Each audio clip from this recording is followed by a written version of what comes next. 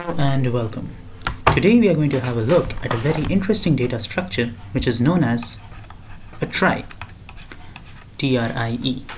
Okay, so before we move into what this data structure is about and where you can use it, how to make it, and what are the operations that are associated with it, let us first of all look at a problem that will motivate us to learn more about this data structure in the first place.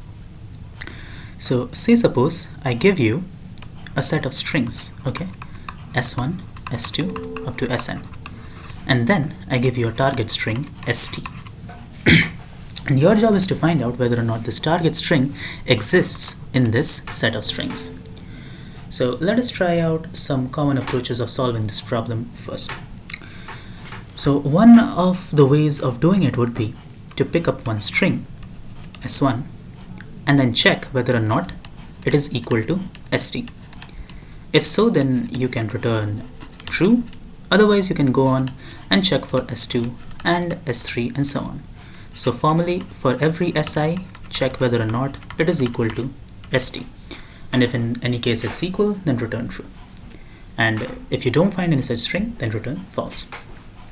Okay, so this is one of the algorithms, and it is actually pretty naive.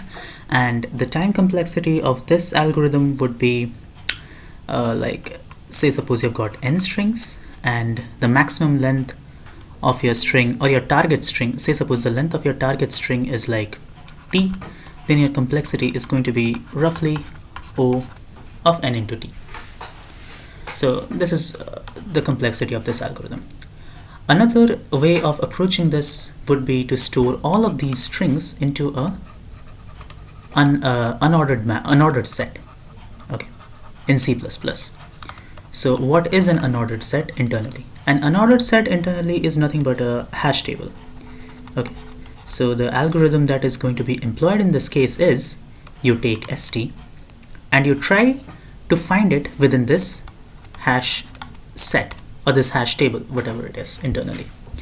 And if you find out that there is indeed an element which is same as st, then you can return true, otherwise you can return false. So how does this work?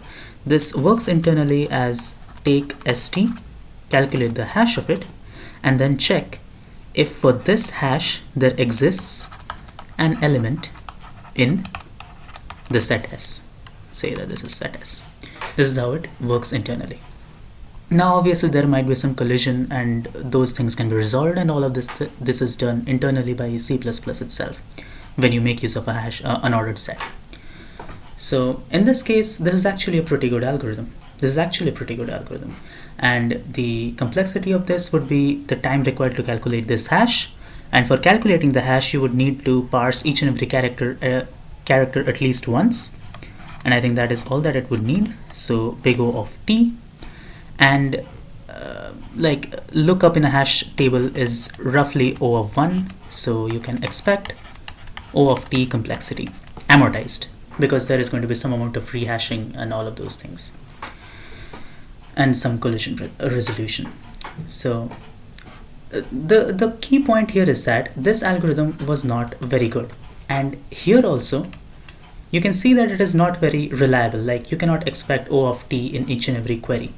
It's like not gonna happen. It's very unlikely that it's gonna happen for each and every query because of these internal stuff that is going on in a hash table. So we need some kind of a reliable data structure wherein we are guaranteed that it is going to be efficient for each and every query. And this is where our trie comes in. There is actually more benefit to using a trie, because in this case our question was pretty simple. We just had a target string and we had to check whether or not this target string exactly matches any string present in the set. But what if I told you that find out if any string in this set contains a prefix of 3-character length which is common with st's 3-character prefix. That is, say suppose our prefix consists of a, b, c.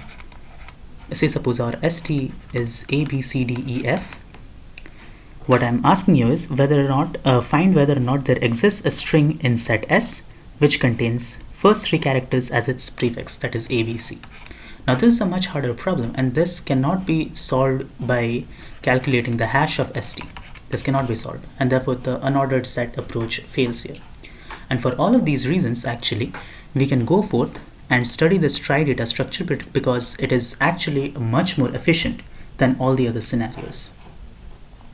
So in the next video, I shall be telling you what the trie data structure is all about and what we do to make it and all of these things. So